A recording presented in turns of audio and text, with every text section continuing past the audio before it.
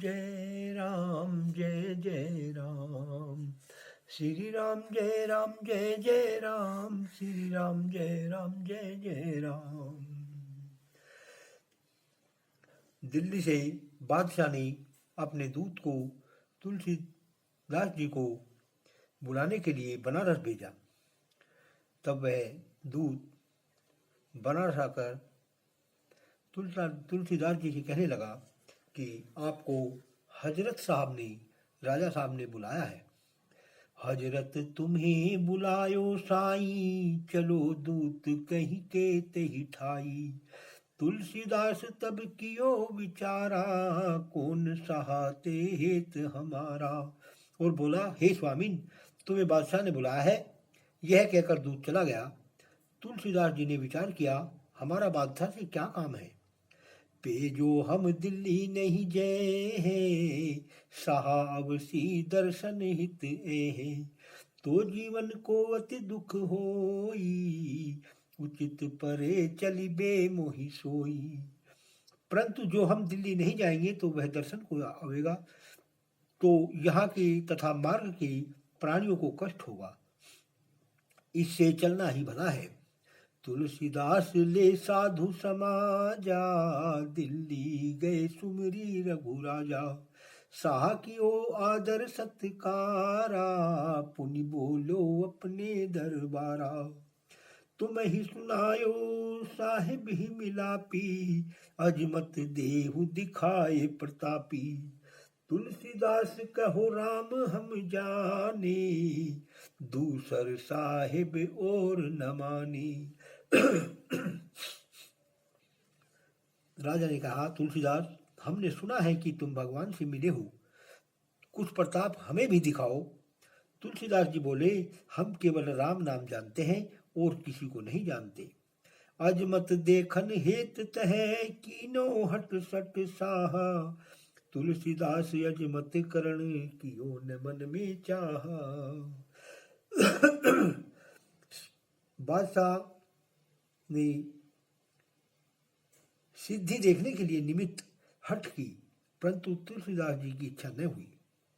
साहस को कहो तब बानी, तू खिलाप अजमत अभिमानी। कारागार कैद यही कीजे, राम करत का सो लख लीजे। तब बादशाह ने क्रोध कर कहा कि तुम अभिमानी हो और तुम्हारी झूठी बड़ाई है, इसे कारागार में भेज दो, देखो इनका राम क्या करता है।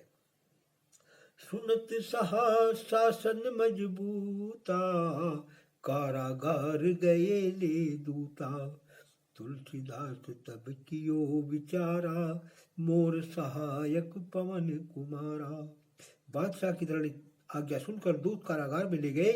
तब तुलसीदास जी ने विचार किया कि हम, मेरे सहायक पवन कुमार हैं। सुमरियो पद रच के हनुमाना, सो पद सोता सुनहु सुजाना। एक पद महावीर जी का स्मरण कर, हे सुजान श्रोताओ, उसे सुनो। ऐसी तो ही न बूझिए हनुमान हटीले, साहब कहूँ न राम से तो से न वसीले। हे महावीर हटीले, ऐसा तुम्हें न चाहिए, क्योंकि श्री रामचंद्र जी के समान कोई स्वामी नहीं है और न आपके समान दूसरा कोई सहायक है। तुलसीदास यह पद रच गायो, तब हनुमत उर अमर से आयो। तुलसीदास जी ने जब यह पद गाया, तब महावीर जी को क्रोध हुआ। होत भोर दिल्लीपुर माही, कोटिन मृकट विकट देखाई। कोट कंगूरन और हवेली, कल सादिए अनेकन ठेली। प्रातःकाल होते ही दिल्ली में करोड़ों बानर दिखने लगे। दूसरे ओर हवेली पर बानर ही बानर दिखने लगे और कल से जहां तहां ढहा दिए।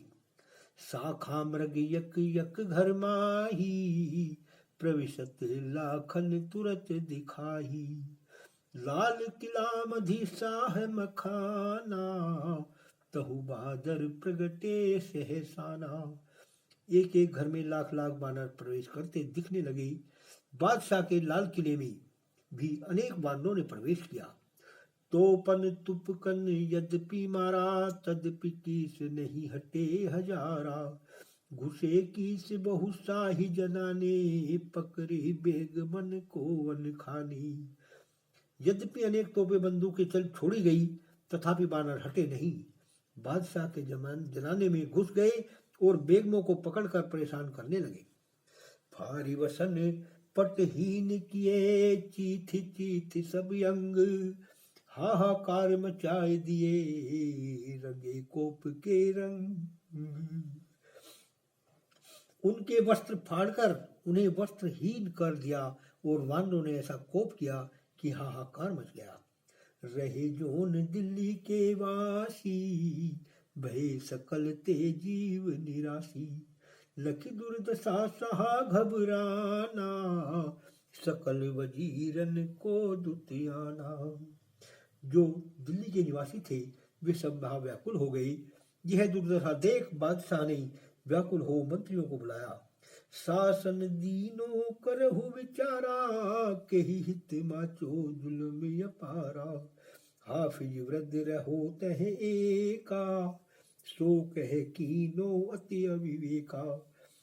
और आज्ञा दी, इसका विचार करो यह दुख कहाँ से उपस्थित हुआ। वहां एक वृद्ध हाफिज रहता था। उसने कहा, आपने बढ़िया अनीति की है। यक फकीर को कैद करायो, सो अपनी अजमत दर्शायो। करत सहा के यही विचारा, दिल्ली माचो हाहाकारा। जो उस फकीर को कैद कर लिया है उसने यह अपनी करामात दिखाई है। यही विचार बादशाह के सम्मुख हुआ और सब दिल्ली में हाहाकार मच गया।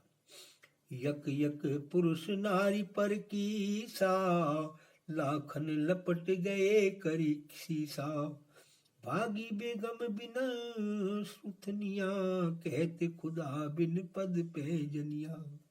एक एक पुरुष स्त्री पर लाख लाख बानर क्रुद्ध हो निपट गए। बिना सुथनी वस्त्रों के बेग में भागी और खुदा खुदा पुकारने लगी। पैरों की पैंजनी त्याग दी। नोचे ही नारिन के सन की सा, भागत गिरी फूट गे सीसा। मातु सुता पितु सुत तजी भागे, को संग न लिए भय पागे। बानर स्त्रियों के बाल खींचने लगे। वे भागती थी, गिर कर उनके सिर फूट जाते थे। माता पिता पुत्री और पुत्रों को छोड़कर भागने लगे। डर से किसी ने किसी को साथ न लिया। दिल्ली प्रलय होती सीधी से, हल्ला कियो मोहल्ला की से। कारागार जाए तब साहा, गिरो तुरत तुलसी पद्माहा। उस समय दिल्ली में प्रलय सी दिखने लगी। बानरों ने गली गली में हल्ला मचा दिया। तब बादशाह कारागार में जाकर तुलसीदास के चरणों में गिरे। विनय कियो कर जोर कर, अजमत लीनी की। अब वानरन समेटिए, प्रलय होती सीधे लेखी। और हाथ जोड़कर बोले कि मैंने आपकी करामात देख ली, अब वानरों को समेटो, नहीं तो दिल्ली में प्रलय होती है। तुलसीदास कहे अजमत देखी, रामचरित सकल जिय लेखो।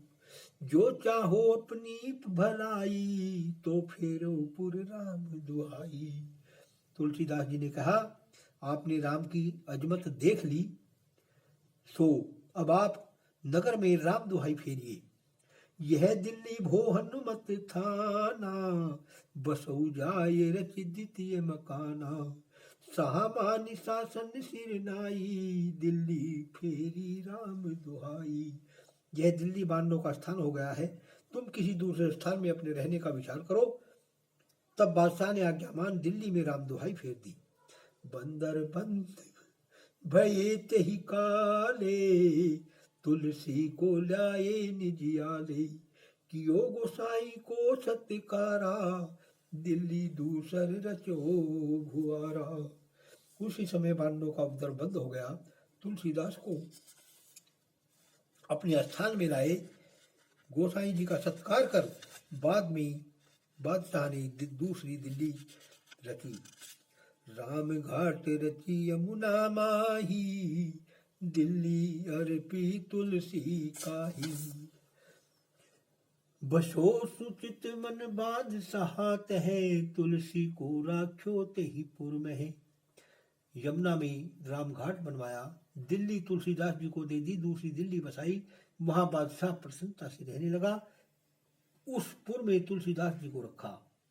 सुनो सूर कीरति तहि भांति, दर्शनीय अभिलाषाय अधिकाती। पठे बुद्धिमानन ब्रज काही, आनो सूरदास पुर माही। इसी प्रकार उस समय सूरदास जी की कीर्ति फैल रही थी।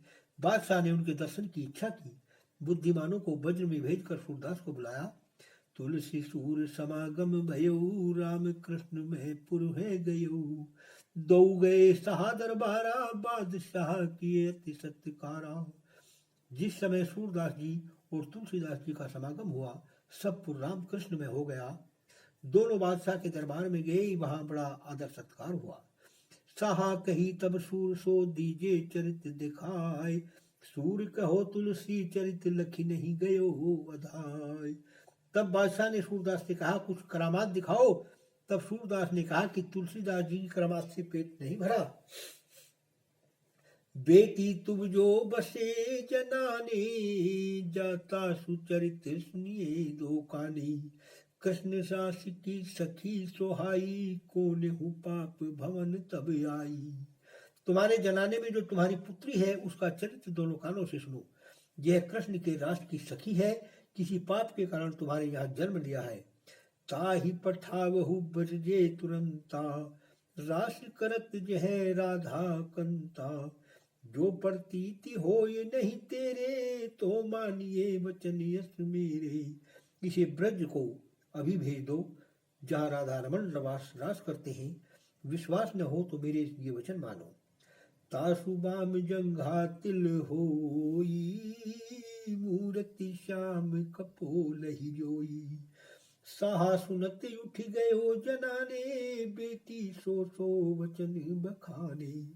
उसके कपोलों में कृष्ण की मूर्ति दिखती है और वाम जंघा पर तिल है। बादशाह उठकर जनाने में गया और बेटी से सब सूरदास की बातें कह दी। सुनते ही सुता सूर ढिग आई, दे तल मुख तनु दियो बिहाई। तासु जंग तिल लखो अनमोला, श्याम स्वरूप हु लखो कपोला। पुत्री सुनते ही सूरदास के समीप आई, मुख पर तल प्रहार कर शरीर छोड़ दिया। उसकी जांघ पर अनुपम तिल देखा और कपोलों में कृष्ण जी की मूर्ति दिखती थी। अचरज गुणी पूछो तब सूरे, हेतु बखा नहीं हरहु भ्रम पूरे। सूर कहो यह सखी रास की, मान कियो पिय मिलन यास की। बादशाह ने अचरज मानकर सूरदास से उसका कारण पूछा कि यह बात बताकर हमारा भ्रम हरो। सूरदास बोले कि यह रास की सखी है, पिया के न मिलने से एक दिन रूठ कर बैठी थी। श्री राम जय राम जय जय राम, श्री राम जय जय राम।